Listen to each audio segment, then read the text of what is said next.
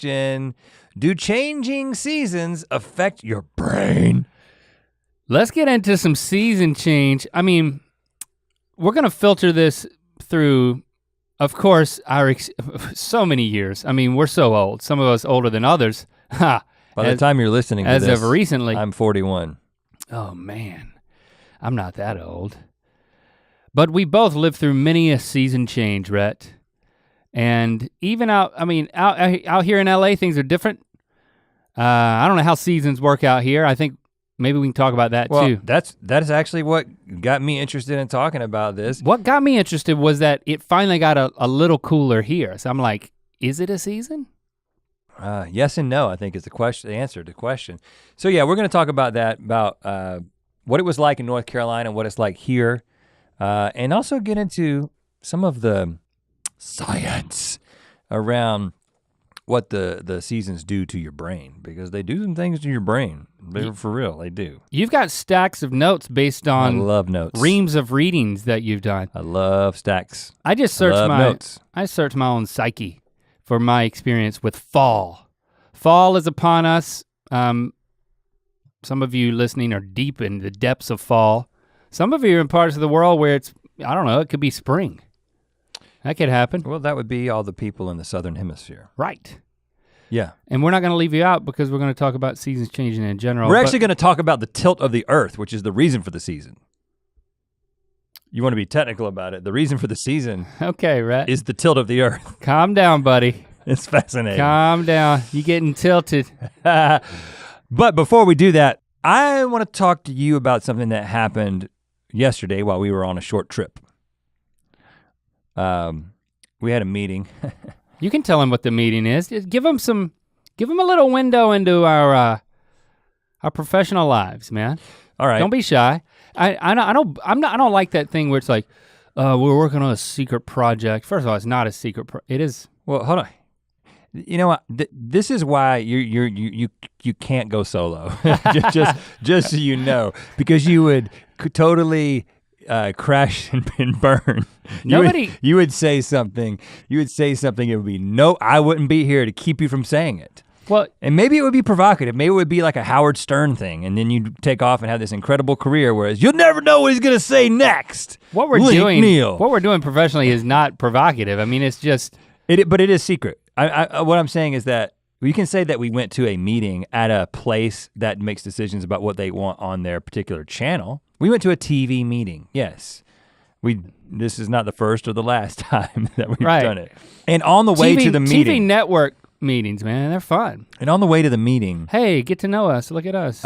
Maybe we can work together on something. We pull up, well, now you're making it sound like a general meeting. No, it was a pitch meeting. Well, don't tell him that. Well, hold on, but now you're just making stuff up. It's a pitch meeting. It wasn't a general, it was a pitch meeting. We had a specific idea that we're trying to get people excited about. That's all I was gonna say. Okay, well you just said maybe we'll work together. That's not what happened. It was, hey, do you like this idea? I was trying to back off of it after you made me nervous that for some reason I can't So you started lying? That we have a show idea and we're having meetings. There's an art to withholding pieces of the truth without being dishonest. We have a show idea. You almost idea. Went too far and then you started lying. If you have a network that's right, we have a show idea that might be right for you. Okay, there you go. That's innocuous enough. And this is here's the pitch. Now, see, that's what I'm not gonna tell him. So on the way to this meeting, we pull up to a stoplight. It's Link and I and Stevie, all three of us together in my car. And we pull up at a stoplight and I see a guy get out of his car next to us at a stoplight and go to the back of his hatchback and open up the back. Yeah, and the light was red. Immediately, Link gets out of the car and goes to the man and he was right next to us. And the first thing that I thought was, this man is having a problem that Link can see. Like Link is the one on that side of the car. He can see that this man needs help, and without even saying, hold on, I'm gonna help this guy. I sprung into action. You're sprung into action, you got out and you're helping. I was gonna save the day. But then I see you going directly towards the man's door, that he's in the back of his car and Link is going towards the open driver's door. He left his driver door open. And then looks like he's about to get in the car. I'm like, oh no, Link's doing a Link joke. He's gonna get shot. Like that's what I started thinking. Yeah, I walked towards the open driver door And then I was like, what am I going for here? This is the streets of LA. I realized you don't just see a man get out of his car and then go get in his car. I thought it would, I don't know. I can't tell you what I was thinking except I know exactly what you were thinking because you told me after. I thought it would be funny. Well, here's what happened. So I hear our doors open so I can hear what's happening. And Link's like, I was gonna get in your car. That's what he tells the guy. And then the guy looks at Link and he's like, such an LA response. He's like, funny guy. I didn't say I was gonna get in your car, did I? No, you said, I was gonna get in your car, but I decided not to, or something like that. Yeah, that's the truth. And he was like, funny guy. Like he wasn't worried, he wasn't scared, he wasn't panicking. Well, he looked at me. He knew exactly what you were trying to do. And be worried or scared. And then you got back in the car and I said. And he got back in his car. I said, couldn't have said it better myself. That's exactly what I was thinking. Funny guy. But then you said you did it to get your mojo up for the meeting. Oh yes, that was right. Yeah, Explain that to me. Well, you know, as I've, without any misgivings, have shared freely with you that we had a pitch meeting at a television network. Mm-hmm. And I mean, it was the first of its kind for us in many years. And I just wanted to get my mojo up. I just wanted to have like a shot of adrenaline. I just wanted to feel like. You wanted to feel alive. I wanted to feel alive. I wanted to feel like. You wanted to put a ripple in the universe. I wanted to rip the universe open and to pass through it. And so by potentially getting in someone else's car, you thought that was a way to get into a different part of the universe? I was never gonna sit down in his car. Well, I can't say that. I did, but I can't say what I was gonna do because I didn't plan what I was gonna do. He got out of his car, he went around to the trunk. I was like, wow. And before I knew it, I was getting out of the car. Yeah. I was like, you know what? Just go, be instinctive. Just go with it. Right. Engage your instincts for a moment and see what happens. And I found myself standing in the middle of, a couple of lanes of traffic. Did you size him up? Was what he looked like, did it have any impact on your he seemed willingness to get out of the car and act like you're getting? He seemed like a nice guy that I'd like to have a traffic-centric engagement with. Because he was an older guy, he's probably in his 50s, and he was shorter than you. Well, I didn't profile him, if that's what you're asking. Well, I'm asking the question because I can't believe how many things you've done in your life and still have not gotten punched by a stranger. I mean, it's gonna happen at some point. I keep waiting for the day for it to happen. I'm not proud I need to be rolling. I'm not proud of what I did because I do feel like it was stupid. And I did have this overwhelming sense of. What if he had died? When I got back in the car. How would I have explained that? I would have made up a story. Just for your own legacy, right. I would have made up a story. Right. I would have said, Stevie would have had to. This guy looked like he needed help. Link got out of the car and then the guy killed him. So you would have sent the guy away to prison? Yeah. Just for my legacy? No, I would have said that it would have been obvious that he killed you. He would be guilty of killing you either way. True. That's true. And he may later confess in prison and be like, he just got out of the car. I think he was trying to be funny. He's a funny guy. And no one would be like, no, he was trying to help you. And I had to get Stevie to go in on it with me. Man, and that's why I'm sorry that I would have put you in that position. Because think about the alternative. I'm at your funeral and I'm like, well, I know a lot of you have questions about what happened to Link and I'm just gonna tell you the story. We were at a stoplight, a guy got out of his car and then Link tried to get into his front seat. I think he thought it would be funny.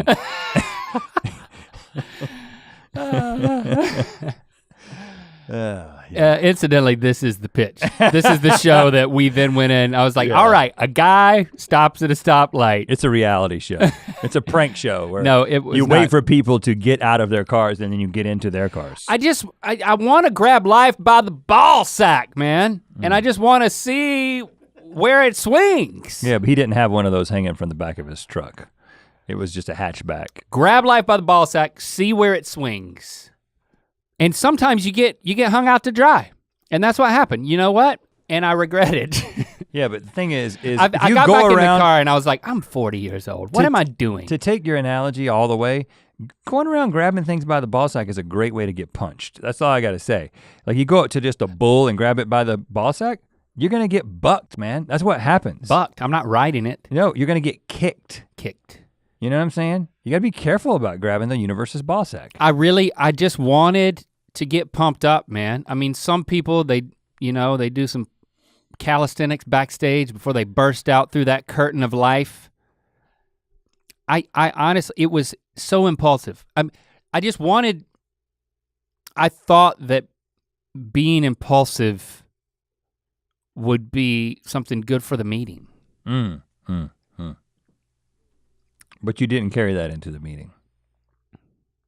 Yeah, you didn't do anything spontaneous. Yeah, because you were like, what if you died? I mean, you buzz killed it, man. You could have at least waited until after the meeting. You could have been like, yeah, Link, you're doing it, man. Yeah, but if you had done something equivalent to that during the meeting, it may have compromised the pitch. What I really want to know is there something I could have said or done when standing out there to redeem it? Because that was the point where I was just like floating in the ether of a commitment to nothing. I was like a standing question mark at the stoplight. You could have said, do you need some help? And then he would have been like, no, thanks. Yeah, I felt like something funny could have happened, but that also wasn't. What's the funniest thing that could have happened? I think what happened. I think you achieved it, man. Okay, well there you go. I think that was as funny as that could be. Some guy to be like, funny guy. Did talking about it here redeem it? Yeah, it made it totally worth it. I'm glad you did it. It gave us an opening for this episode of Ear Biscuits. I woke up this morning and I took Jade out. Hello, Jade. Look, here she is. Look, a little visual aid here, if you're watching the video. She doesn't seem comfortable with that. I'm holding Jade up. Jade will sit in my lap forever, man. She's the perfect thing for my lap. Perfect thing for my lap. I love her to death. I think about her dying all the time because I love her so much and I know that I will outlive her. She will die.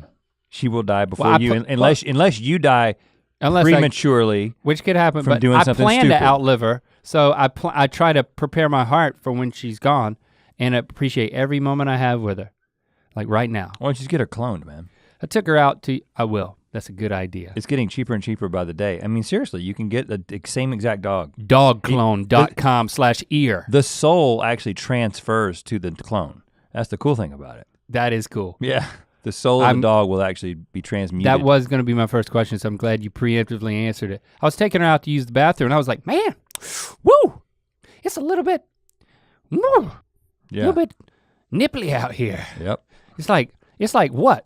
66 degrees. 60. Whoa, It was I like might need a sweater. It was like 60 degrees when I took her out this morning to pee pee. I'm like, man, fall has finally descended upon me. Right. And I got emotional shivers down my spine. I just started to get excited, man. I mean, we talked in an Ear Biscuit weeks and weeks ago about, back to school as a feeling. And I felt a lot of those same things and like knowing that I know many of you you're in the depth of fall already.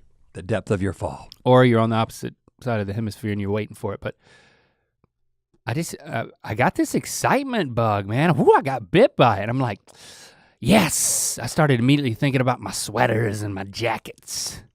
I love a good jacket. Yeah, you also wear sweaters and jackets like the entire summer though. But now I don't look crazy. Yeah, right. The other night we were going somewhere with our wives. We were going to a concert and First Aid Kit concert. Check them out, y'all, First Aid Kit. Love that band. Sisters from Stockholm, Sweden. And sounded great in got person their start too. on YouTube, Anyway, they're great. But we're going to a concert and I had looked at the weather and the weather said that it would be like 68 degrees as a minimum while we were at the concert. And so I was like, that's light jacket weather. Just to give you an idea of what happens to your body when you move to Los Angeles is 68 degrees. You're like, I don't know about 68, y'all. I might need a light jacket. Mm-hmm. But keep in mind, light jacket. Link. I'm at my house having the same conversation with Christy about Yeah, Christy tells us at the concert that Link Link is ready to walk out the door and he's got his like down, he's got his down jacket on. That the one like the collapsible, like North Face style. Yeah, the one I quilted got, down the one I got jacket in Melbourne, Australia. that typically you wear while like winter down skiing. If you don't see like active ice in your vision, your field of vision, you're not really supposed to have one of those on. But it was gonna be 68. So well, hold on, I was not wearing it. And why not? Because I was walking out the door and Christy busted out laughing at me. You have people in your life that keep you from doing dumb stuff. It's good. You should be thankful. Child locks. That's what you need to put on your car. Child locks on the passenger seat. I don't think that exists, man. It's only the back seat. Oh, really? Yeah. I'll start riding back there. Okay, good. I'll own it. Exactly. Chauffeur me around put you in the back to my seat. pitch meetings. Seatbelt locks him in. She started busting it out laughing. I'm like, what?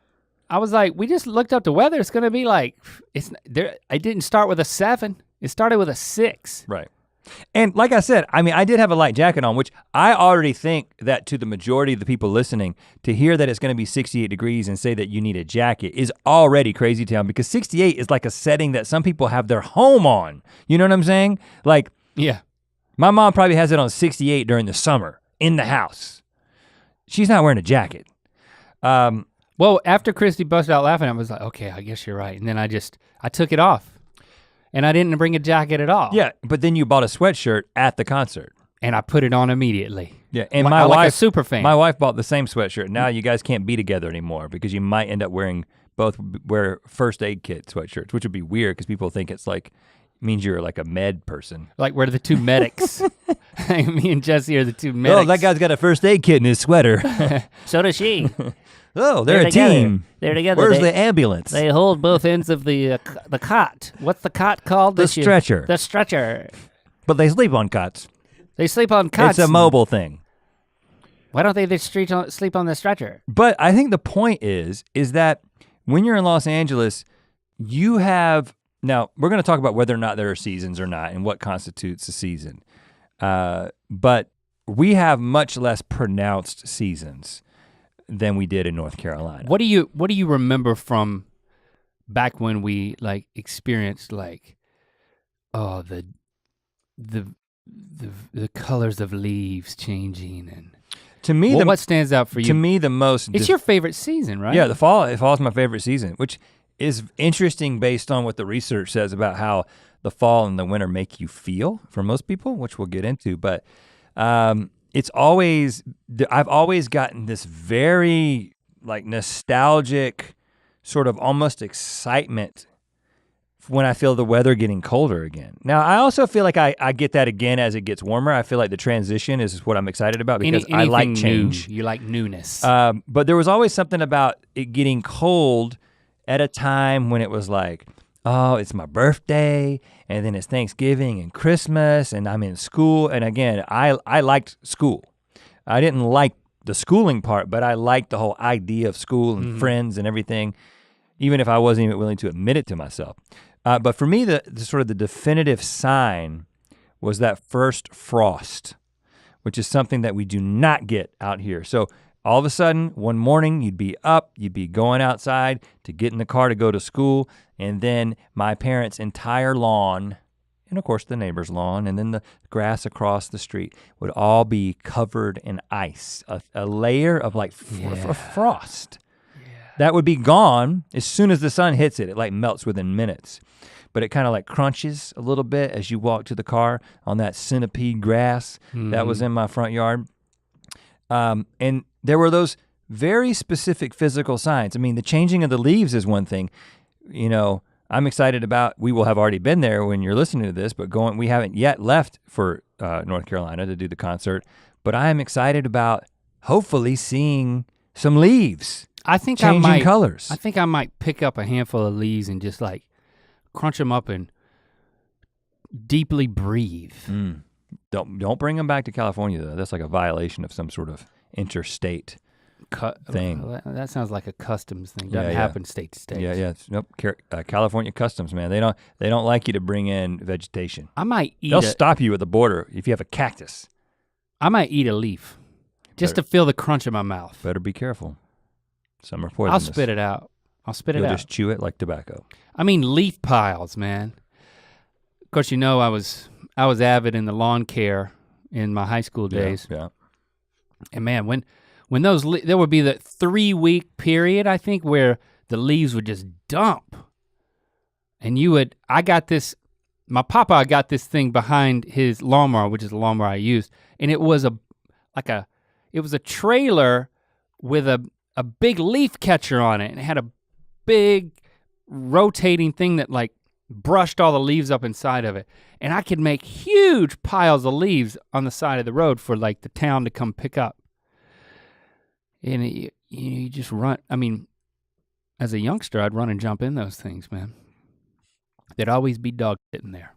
I distinctly remember that. I would jump in a leaf pile. But when did it get in there? Before or after the pile was formed? I don't know. A little bit of both, I think.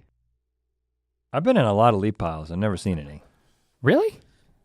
Oh, I without fail, I'd find it. I think it was the neighborhoods you were in. Nana Papa's neighbor, Kelly had a dog named Pepper, and Pepper would pepper the leaf piles, if you know what I mean. So he would go into the leaf pile after. I actually had a fear of jumping into leaf piles after a lot of that, and I'm just realizing that now. That's interesting, man.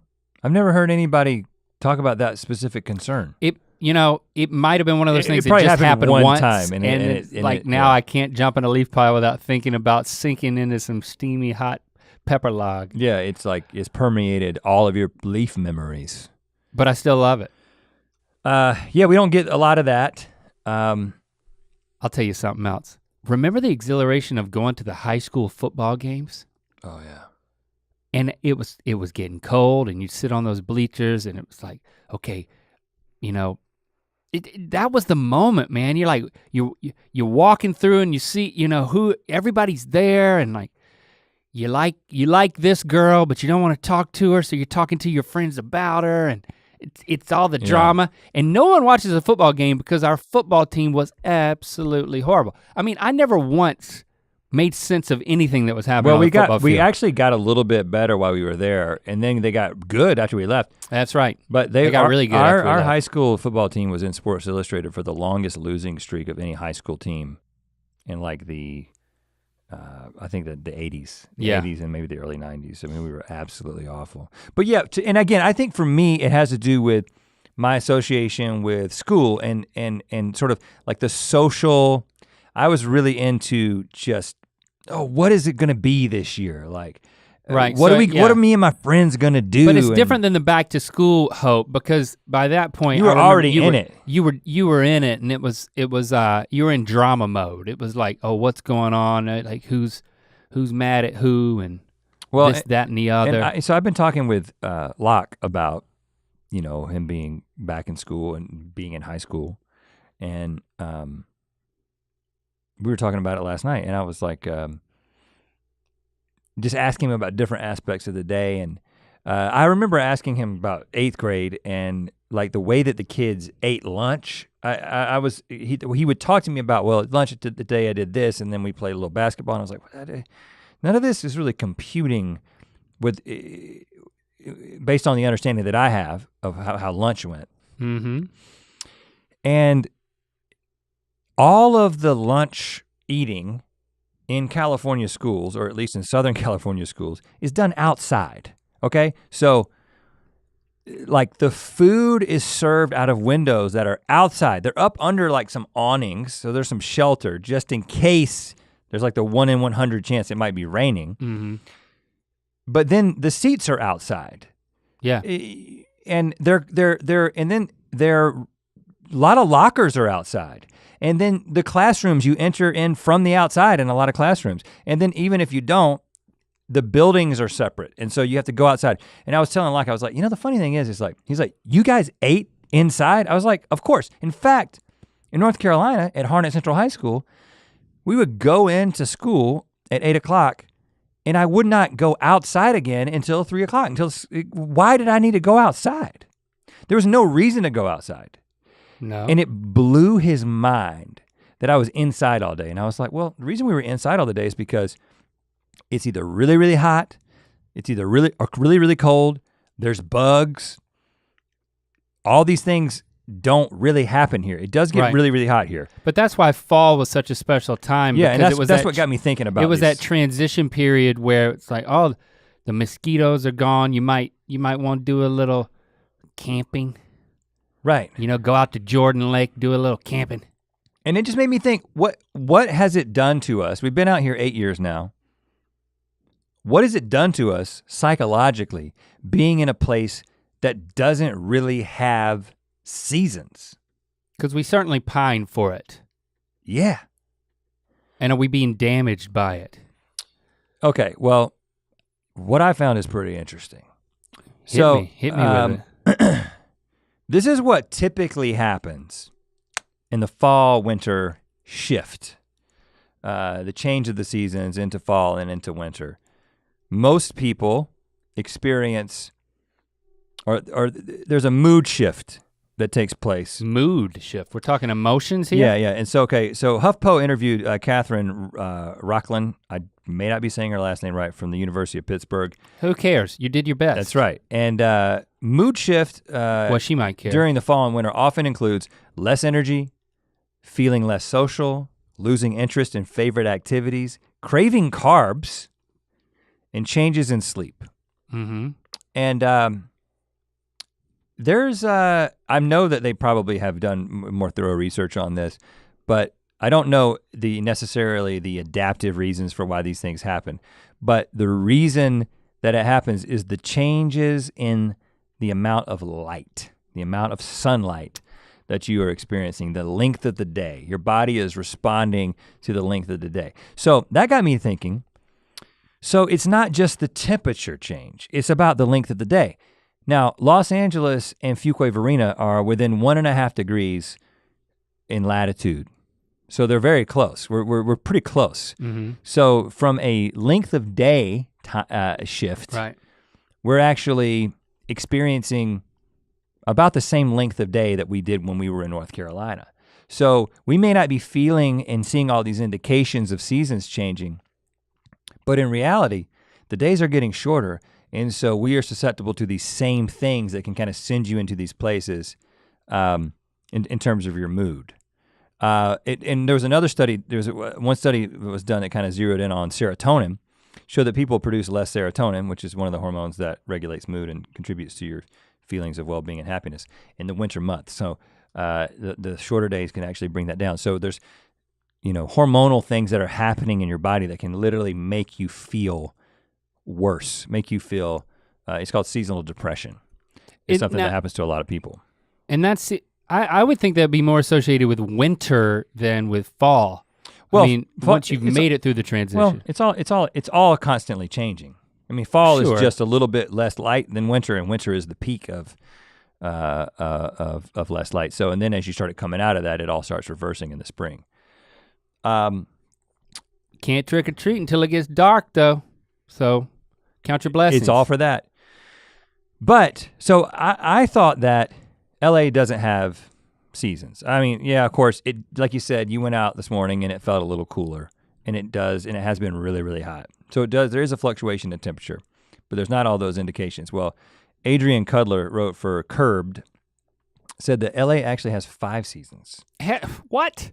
LA has an extra season? Yeah, and they are the winter rainy season. Okay. So pretty much the only time that it rains in Los Angeles is during the winter. Like, I honestly cannot remember the last time it rained. It sprinkled this morning for a second.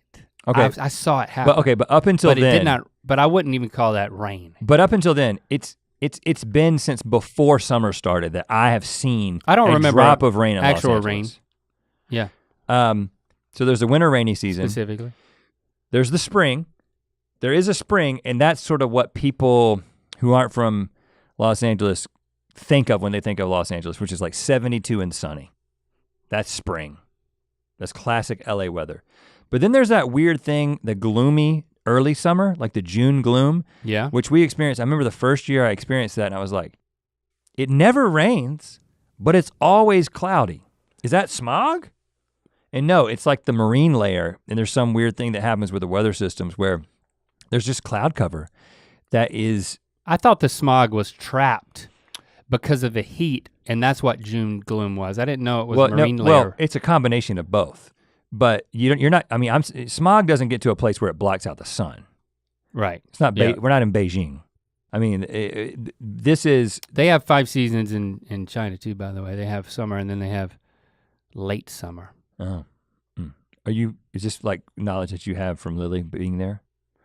Or are you just making a joke now? No, I read it. I read stuff too. I just don't print it out and make a stack like you do. And then there is, again. I don't have anything to prove. This is one of those things that that was a shock. The miserably hot late summer. This is what we're just coming out of. So I remember the first year we were here, I was like, why is it so hot in September? I remember it was 100 that's the fourth season. I'm not to the fifth one yet. It was 117 degrees in Burbank. Yeah. The first year that we were here. And I was like, what have we done? Yeah. And it was in September. Yeah, you forget it's a freaking desert, man. And that has happened many, many times. LA has gotten very, very hot, especially when you're in the valley, you're on this side of the hills that block you from the ocean breeze. But then the 5th season, which is actually the longest, technically from October to April. Let me guess what it's called. You've already looked at my notes. No, I haven't. Fall. No. You haven't said fall. It's the Santa Ana season. And so there is no fall? There is no fall, that makes sense. Yeah. I mean, it's basically the Santa Ana season. So we have 5 seasons and fall isn't even one of them. Right. We could have 6 seasons now, if we just wedge fall in there. Santa Ana. Yeah, so Santa Ana, this is something so I lived in California when I was 4, 5, and 6 over in Thousand Oaks, which is west of LA. And I remember my mom talking about the Santa Ana winds.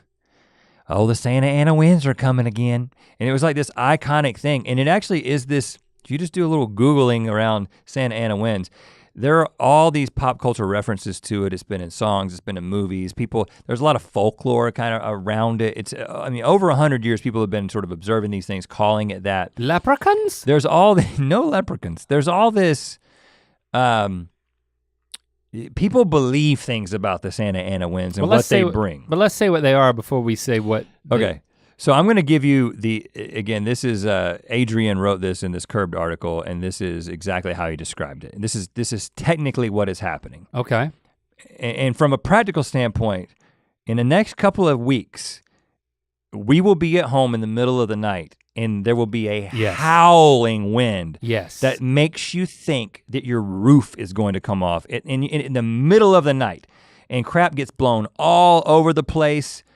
Things get ruined. Well, if I've got an umbrella, like a patio umbrella that I've lost 2 of those. And you put it down in one of those square weighted things that's really heavy, and then you screw it in at the base. And I remember this, it's like the winds are picking up, the weather, the only reason you start to watch the weather is when they say it's really gonna kick in. Right. And then I'll go outside and I'll secure like patio furniture pillows, and I put the umbrella down. Well, that's not good enough. No. The winds are so strong that the umbrella that was down was still blown over and kind of picked up. The wind didn't go underneath it and like Mary Poppins it just pushed it over on the side, but still had so much force that it picked up the concrete base. The entire concrete base. It's dangerous. Took it over top of a chair and the outdoor coffee table we have, and then burst a palm tree in a huge ceramic thing that we have, and just obliterated it. I've lost 2 of those. I have a hard time picking this thing up. And look at these guns. Yeah, it's incredible. So this is the technical description. Pleasant summer winds form over the Pacific Ocean. Okay. But Santa Ana start in the Great Basin beyond the Sierra Nevadas in the winter. So this is northeast of Los Angeles, a long ways away up in the Sierra Nevadas.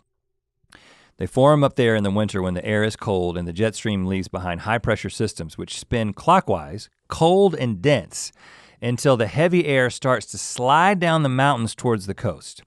Lower pressure at the coast helps suck that cold air through the mountains towards Southern California. So you got this dual action thing happen with high pressure and low pressure.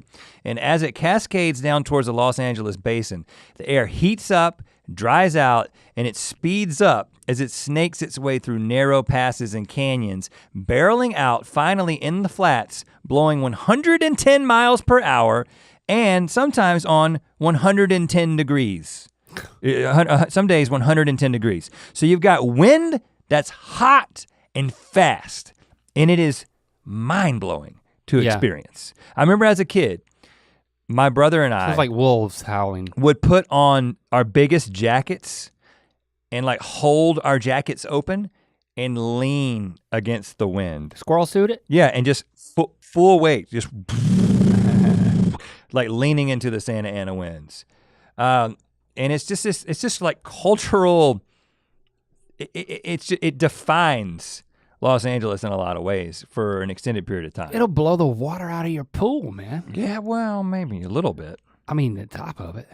It'll blow the top off your pool. So we do Topless pool. So we do have seasons, but we have 5. but they're not the same. But we are experiencing. So have you ever? So have you experienced? we've been talking about experiencing fall, and you just said we don't even have it. Well, But no, I'm gonna call it fall, and we have 6. What we do have is we do have the shortening of the days. Now, let us know. #Ear Biscuits. Is this something that you experience? Do you tell us about your experience of like? Do you feel a mood shift when the days get shorter? Is this something that you have experienced? I definitely start to feel a little sadness when I'm driving home from work, and it's like, okay, I try to get home by 6:30, which means I get home at 7. But at least you tried. After a That's what I tell my wife. that I get works. home, and she's like, "Why aren't you here?" I was like, "I tried to be. I tried to get here on time, and that never works." No. But my intentions were pure. and when it's dark, it makes me more disappointed. It's like I get home at the same time I would get home in the summer, but it would be light then, and I would just feel like, well, I could take Jade for a walk, or but you don't, but you could. I won't, I mean, but you could. Not. There's all kinds of things you could do. Right. You don't do anything different. Right. I don't. But there's an idea. There's a feeling that you could do things that were different. There's a visibility. Yeah. It's watching the sunset. I love watching the sunset from my house. Yeah. And then the sun starts setting while I'm still here working. Then I get home and it's just dark. Yeah. When I leave the office and it's already dark. It is a little depressing. There's a sinking feeling, yeah. and especially after Halloween, because I can't rationalize the trick-or-treating thing anymore. It's like until then I'm like, yeah, well, you can't trick-or-treat till it gets dark. How do you think you would respond if you lived up in the Arctic Circle and once winter came, the sun was bye-bye for months? How do you think you would do in that situation? Total darkness. That totality of the times. There's no sun. That's horrible. I could definitely see that would be depressing. Okay, so interestingly. And by the way, they also have the opposite where they'll have like full 24-hour light. Yeah. And that can also that could drive you a little up. nuts. I think that drives you, like, makes you feel nutty, and then when it's dark, it just makes you feel sad. Well, that's my theory. Okay, so yes, typically there are incredible, there are high concentrations of depression in places that experience these very, very long winters with no sun. But a woman named Carrie Leibowitz, a Stanford PhD student, spent a winter in Norway in a town called, I'm going to mispronounce this, Tromsø is what it looks like to me, but I'm sure it's. Who cares? Yeah. You tried your best. Tromsø with an O that has like a line through it at the end of it. You know how that says? That's a Z. That's Canadian for zero. Tromsø. I don't think that works. But she spent a year there studying people's mental health. Specifically like, okay, what is it like to live up here in this cold place that's dark for long periods of time? She wrote a very long, extensive article in The Atlantic. I'm gonna give you the basics here. So you would expect them to be depressed at a higher rate, right? But the people in this town do not seem to be affected by seasonal depression, even though the sun does not rise in their winter. And she found out that the secret, she theorizes based on being with them. Tanning beds. How did you know? Is it? No. Oh, dang it, man. No. It's, Seriously? You thought it was gonna be tanning I beds? thought it was gonna be some sort of like a light bulb simulated sun situation. No. Like everyone's got a tanning bed closet. No, the secret is their mindset. I'm sorry that it's not tanning beds. So anyway, they have a word, kasalig, which means cozy. And they think about I've heard of this. winter in terms of kasalig, and again, I'm probably saying it wrong. The coziness that you can experience when it gets cold, when you need to be inside, when you need to be with other people, when you need to be next to a fire, when you need to put on these winter clothes, when you can ski and do, it's dark, but they're doing all these things. And so she observed that they looked forward to winter with a sense of anticipation to experience this coziness in relationship with their community and other people, and they actually had mood enhancement and didn't suffer. On the other hand, Americans tend to isolate. They tend to complain about the winter, and they tend to bond with other Americans by complaining about the weather in general, but complaining about winter specifically. And so we have a disposition towards winter in our country where it's like, it's bad, it's cold. We've done this. We perpetuate this. I don't want to say it's a myth because I have believed it, that like we go to these cold places, and we went to Minneapolis for our show. Right. And we went in November. It was late October or November, and we were in Minneapolis, and we had to go through, and they have the tunnels that connect the buildings.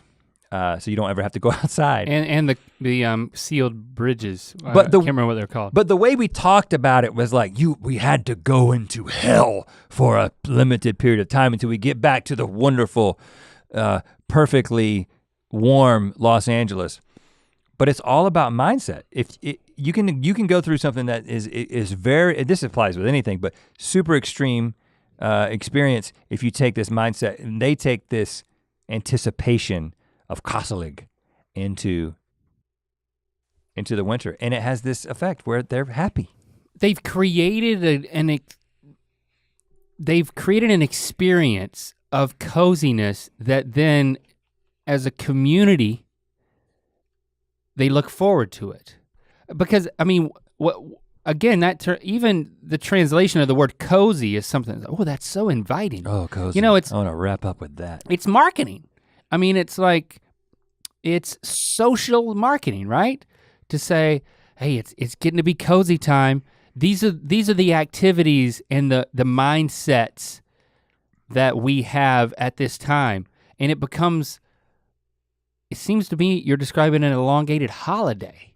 You may be still working, I'm sure, but I'm picturing blankets and like special hats. Special hats. Special hats. It's, I get so excited if I could put a scarf with my jacket, or like when we would go to Sundance Film Festival every couple of years, we'll head up there.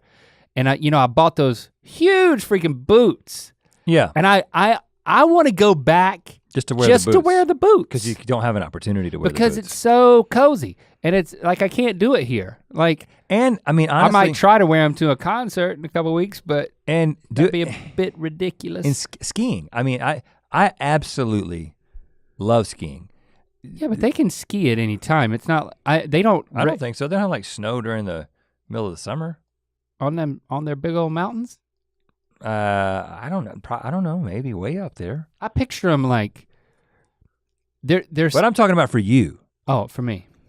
Like that. I actually have found myself really looking forward to being able to ski. Now it's gonna be a little bit complicated. I agree with that. Schedules and stuff like that. But like, creating things that are, you're saying skiing, but creating special things that only happen are enabled by this horrible weather. Enabled by it, yeah. And that may just mean sitting outside with Fires. some coffee by a fire with a big old blanket around you. Well, that's another thing. Invest in a really cozy blanket. Well, having a fire in the house is something that it really, there's maybe a day or two that it's actually justified in Los Angeles. Oh yeah. But it's a magical thing. But you'll be going home when it's like, oh, it was 62 today. And as you're going home, you'll see, oh, that person started a fire. They're having a fire in the fireplace. Yeah, you see the chimney. Right. Because people are, and again, we noticed this in Australia too. We noticed it in Melbourne because it was beginning to be, it was when we went in the end of the summer, it's becoming, it was the peak of winter for them. Which was not cold at all. It wasn't colder cold. than it gets wasn't in even LA. cold to us Angelinos, and they had on that's why you bought the jacket while you were there. Yep. And I already had one. And they were enjoying themselves. They were getting cozy. Because you naturally want to experience the season, so you exaggerate the differences that are available. People at the equator, man, they can't do this. They can never put a jacket on. I'm sure there's been studies of them. Unfortunately, I don't have any of those in my stacks. What else do you have? Well, I see something about space. Yeah, well, I want to talk about that. But You want to talk about seasons in space? I do, but one of the really interesting things I found is that people actually experience cognitive decline in winter. There was a study of like 3,500 seniors, and not high school seniors, but older people. And they experienced a improvement in cognition during the summer and autumn, and then in the winter and spring, there was a significant decline. Because they were studying people and like when Alzheimer's sets in and like the different parameters for studying people. So you have to assume that this translates to people. So is that related to? You should be doing your best thinking is gonna be done in the summer. Well, I don't know if that's related to light. My theory would be that with more activity, I think you're getting more. You're pumping around the blood. Yeah, getting that brain sprier when you're more active. Another interesting thing, again, that's not necessarily related. More babies are made in the fall. Well, and winter, speaking of babies, your season of birth is etched into your brain. This is a Wired article. So spring babies are more likely to develop schizophrenia. Summer babies tend to grow up to be more sensation-seeking. Hey, that's me, June 1. And scientists theorize this is due to infants' exposure to viruses over the winter period as well as the amount of daylight they're exposed to, which might influence genetic expression during early development. And it's interesting because- What about fall babies? Well, what they observed in men, only in men, is that if you were born in the fall up until like December, the closer you got to December, the more gray matter you had in one particular part of your brain.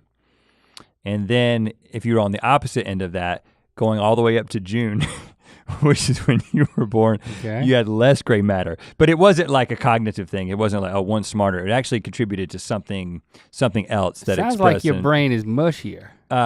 But it's just, but that was only in men. It didn't apply to women. There were some interesting findings. They don't know exactly what to do with them, but basically, you may have seen this stuff about when you're born and how it places you into the school system and what age you are determines a lot about your future, especially in sports.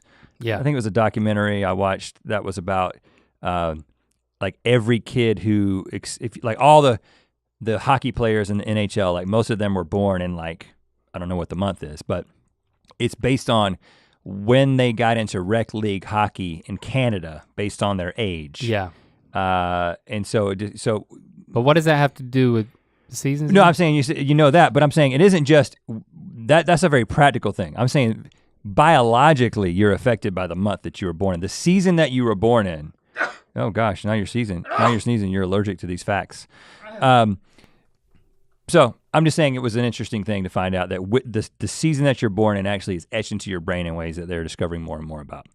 But probably the most interesting thing that I found is this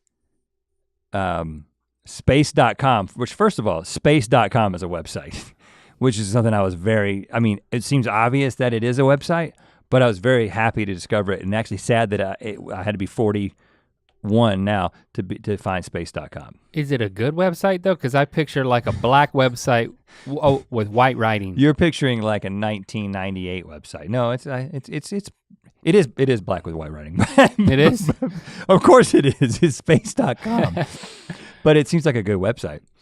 But there was an article in there that talked about the tilt of the Earth, the tilt of planets, and how this is a good predictor for whether or not there might be alien life.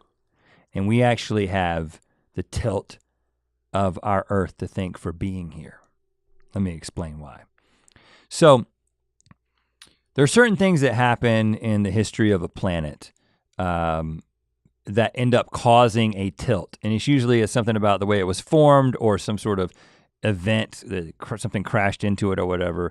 And basically at some point, a planet becomes tilted in reference to the star that it's rotating around, that it's in orbit around. And slowly over time, the gravity of the sun is taking the tilt out of the planet, these terrestrial planets, trying to get it back to normal. And just to clarify, so normal would be, tilt is just defined by the planet itself spinning.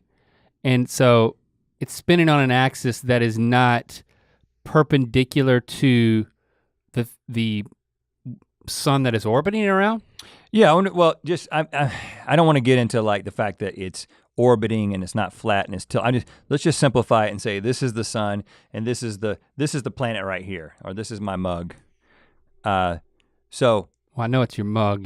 This would be no tilt, and this is tilt as it goes around. And the tilt creates the seasons, right? Because if you have no tilt at all, what you have is you have absolute maximum sun exposure in the equator. And then you have it's a constant absolute very little sun exposure in the poles. It's completely indirect light, right? And it never alters. Right, and what happens is over time, you have day and night, but you don't have seasons. These initial events that cause tilt, once the tilt goes away, scientists theorize that what happens is the atmosphere is completely annihilated because you have extreme heat. It settles. And then you have extreme cold, and it can actually annihilate the atmosphere, and basically you don't have a covering that allows for life. And so it's not dynamic. So the nature of the star, like the gravitational characteristics of the star, different types of stars, determine how quickly that tilt is taken out of a terrestrial body. And so our sun is the kind of star that has allowed for an extremely long period of tilt to exist, which the seasons in the atmosphere have what create the conditions for life to develop. And then but a red dwarf star. So basically what they're doing is they're looking out there and they make these observations about planets that are in the Goldilocks zone, the habitable zone. And they're like, oh, this is a rocky planet that is about this distance from this star. We can surmise that there is the possibility that there's life there. But what they're finding now is that if that planet isn't tilted in a certain way, even if the other conditions seem right, there probably isn't life there. And it's related to how long it's been in the system, but also the nature of the star. That was just fascinating to me. That I was like, this tilt, this whole reason that we have these seasons and we feel things and we've adapted and we basically adapted in the context of experiencing these seasons. It might even be the reason that we're here to begin with. And Space.com. Dang, that was loud. Kiko, you're gonna have to regulate that moment. Scare the crap out of me. I hate to do that to listeners. Yeah, but you know what? They'll go to space.com now. I was until you shocked me out of it, I was on the board of being inspired by the tilt of the earth to embrace the seasons as a form of change, a push and a pull, a pendulum swing that makes life viable and allows me to embrace change, not just because it's different and I got tired of what I was experiencing. Oh, it's cooler. I can wear my jacket unapologetically with a scarf. But I was toying with this is an opportunity to go even deeper and say, I'm being serious here. No, I see where you're going. As the seasons change, that it's a moment to pause and, I don't know, in a hokey way, maybe just to be grateful for something on a planetary level, what you just shared. It's like, thank you for making that connection. To me, it's like, oh yeah, it's not just my own experience, but our entire planet is viable because of these changes. And I can apply that analogy to any change in my life, perhaps. That will be a stretch, but I'll try. Well, I mean, another way to say it is that what do you hear me saying? This tilt that creates the change and makes change a fundamental part of life is what creates life. So life is change, right? And getting, even if you're on the equator, I mean, obviously it's very static down there, but because of the tilt, even though it may be a static situation, but it's not in you can live there. It's not burning up. But I think it's just change is something that is it is a part of life that you can't avoid, but it's also the thing that drives and kind of creates the energy of life.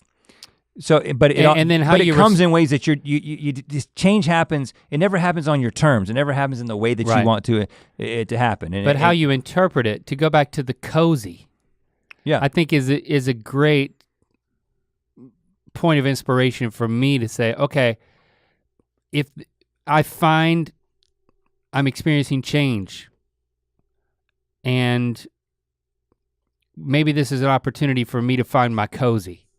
Like where is the cozy in the change? Because I can't fight it. And to welcome it. To wrap yourself up in it. To anticipate it and to welcome it. The reason I talk about this, I've talked about it a few times, is because I read this book a couple years ago called The Guide to the Good Life, which was a professor who basically took Stoic philosophy and applied it to his life, like practically. He was teaching it and he was like, I'm actually gonna try to do this. And it's an incredible book. And I think there's a lot that we can learn from the Stoics. But one of the key things that they embraced is when you experience a trial, you see it as a blessing. You see it as something you can be grateful for, because you're like, oh, this is a part of the process that is going to continue to refine me and to make me into who I'm supposed to be. And I can just get completely overwhelmed with the fact that this change that I did not anticipate, that I didn't want, that's a complete inconvenience, maybe even a tragedy, is horrible. And everything's horrible. That's one approach. And the other approach is to say, in fact, there's a book called The Obstacle is the Way that was sent to us. Is that Ryan Holiday? Ryan Holiday, who sent us a bunch of his books. I haven't gotten to that one yet. My wife has read it. But basically it just says that trial, that's actually, you should be anticipating those things and welcoming those things as they happen. Grab life by the balls and give it a swing. The ball sack, that's what you said. Grab life by the ball sack and give it a swing. And when the winds of change blow, find the cozy. And get a special hat.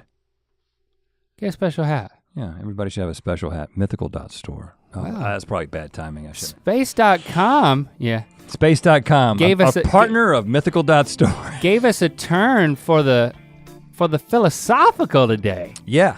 And I'd like to thank the season of fall, which apparently doesn't exist in this this Southern California area. I would like to think the Santa Ana winds that are gonna blow in at extremely high temperatures, extremely high velocity. Blow my ball sack off. Don't go outside nude, man. I'm gonna have my jock strap on. You'll lose that thing. I'm gonna be out there in the front yard, It's just like a sail. leaning into the wind with a jock strap on. And you know what? That's me just embracing the obstacles. Hashtag Ear Biscuits. I'm sorry. I apologize for so much scrotal humor. Yeah, they're still going, huh? But let us know what you think. Continue the conversation, not only with us, but with other listeners. All you gotta do is search hashtag Ear Biscuits. That's simple. And then start communicating with each other and with us. And of course, we'll speak at you again next week. Yes, we will. You know what? We didn't even mention corn mazes. Next episode's We didn't all even about talk corn about corn mazes. mazes. We talk about. Have you ever been in a corn maze? I'm still in one. To hear this Ear Biscuit in its entirety and make sure you don't miss an episode, follow the links in the description to subscribe on Apple Podcasts or anywhere else podcasts are available. To watch more Ear Biscuits, click